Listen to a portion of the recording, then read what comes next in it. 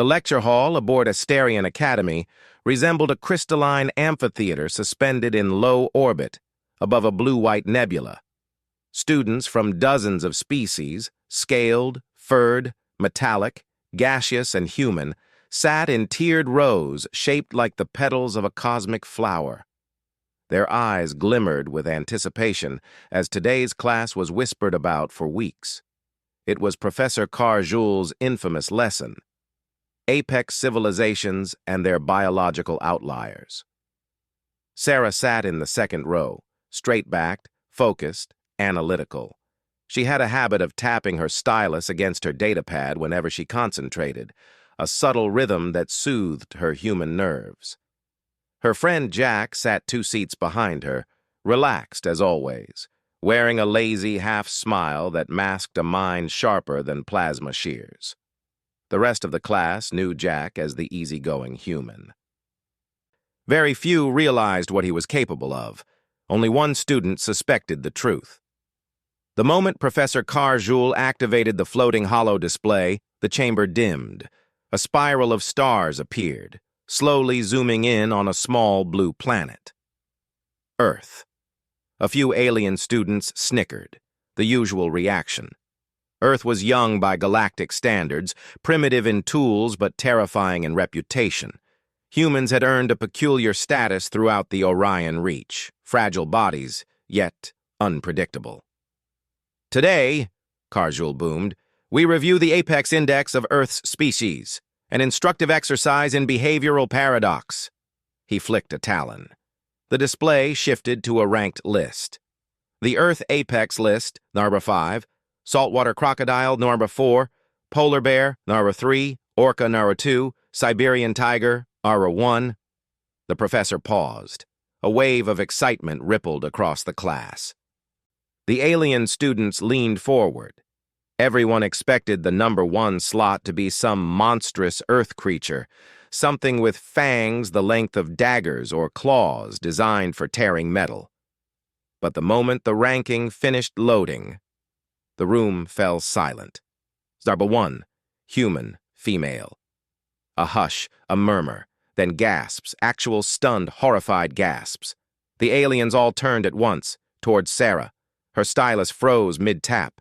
Jack's smile faded. He leaned forward, elbows on his knees. He knew exactly what was about to unfold. Professor Carjul paced toward Sarah, his 3 eyes blinking in analytical disbelief. Miss Sarah Avery, according to Earth's own recorded data and supported by observational field logs, your demographic ranks as the single most lethal threat category on the planet. Sarah blinked. What? The professor expanded the entry. The holo listed attributes in a glowing column. Strategic aggression level, extreme emotional adaptability, unpredictable protective instincts, auto-escalatory stress response transformation, dangerous capacity for sudden overachievement, statistically impossible yet well-documented motivation triggers, unknown. The aliens recoiled. A crystalline student whispered, impossible. She is small, soft, quiet. Another muttered, I have encountered human females. They smile too much. That is a predatory behavior, yes? A furred reptilian student raised a trembling claw. Professor, the list must be wrong. It is not wrong, Carjul replied. If anything, it undersells the threat. Sarah, flustered, lowered her stylus. Sir, I'm not dangerous. Jack chuckled under his breath. A few aliens turned toward him. And you find this amusing? Hissed a student with luminous horns. Oh yeah, Jack said casually. This tracks. Professor Carjul continued. Human males are ranked number 3 overall as Earth's most dangerous demographic. Human females, however, he gestured to Sarah. They consistently outperform all others in sheer willpower, adaptability, and psychological resilience. Underestimating them has historically led to catastrophic outcomes. Sarah covered her face with her hands. I just want to pass the class, she muttered. But the professor wasn't done. Miss Sarah, would you mind answering a few questions for the class? Jack winced. Here we go. Sarah straightened in her seat. Yes, Professor.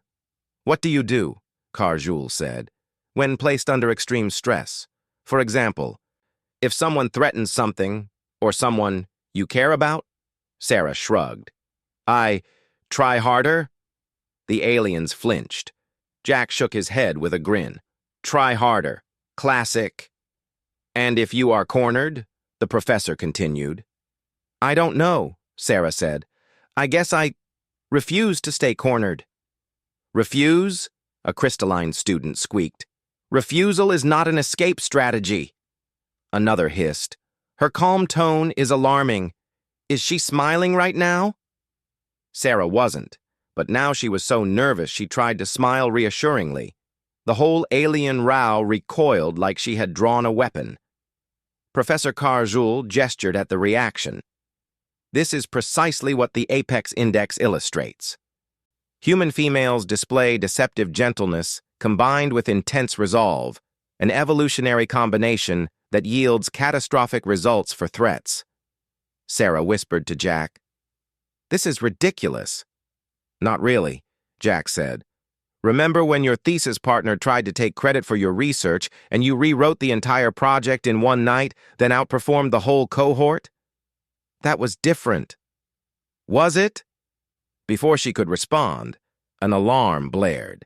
Asterion Academy's lights shifted to emergency red. Students panicked. The professor snapped his talons. Remain calm. We are experiencing a minor hull breach in Sector Delta. Shield malfunction. The ship rattled. The emergency shutters jammed. A crystalline student screamed, We are going to be sucked into vacuum. Sarah stood. Everyone move to the center of the hall. The aliens looked paralyzed. Jack stood behind her. You heard her. Move! Her voice carried authority in a way that didn't match her gentle demeanor. In seconds, she assessed the environment. The pressure gradient, the shutter lock, the airflow. She grabbed a metallic drone sphere from a wall mount. Jack, help me realign the safety drones. Already on it. Together, they sprinted along the tilting floor, dodging sparks as the hull plates strained. Sarah climbed onto a railing, bracing herself with one hand while forcing a jammed drone socket into alignment with the other. A rushing roar began as air started pulling toward the breach. Sarah! Jack shouted. She held firm, refusing to let go. Her muscles trembled, her hair whipped backward, her feet sliding toward open vacuum. But she didn't break. With a final wrench, the drone snapped into place. A hard light shield expanded over the breach. The air stabilized. The hall fell silent, except for the ragged breathing of stunned alien students. Professor Carjoul slowly turned toward her. And that, class, he said quietly, is why they rank first. Sarah slid down the railing, breathless. I'm really not dangerous. The aliens stared at her like she had just lifted a starship bare-handed. Jack dropped beside her, laughing. Not dangerous? Sarah, you practically stared down the vacuum of space until it backed off. I was just doing what needed to be done. Exactly, he said, and that's what scares them. Some alien students approached cautiously, bowing in respect. Others created a wide circle around her, whispering reverently, as if she were a myth come alive. Sarah buried her face in her hands again. I just wanted to learn astrophysics. Jack patted her shoulder. Congratulations, Apex. You just taught the whole class a lesson. And for the first time since she'd arrived in the galaxy, Sarah realized that humans, especially human women, were not feared for their strength, but for their unstoppable will.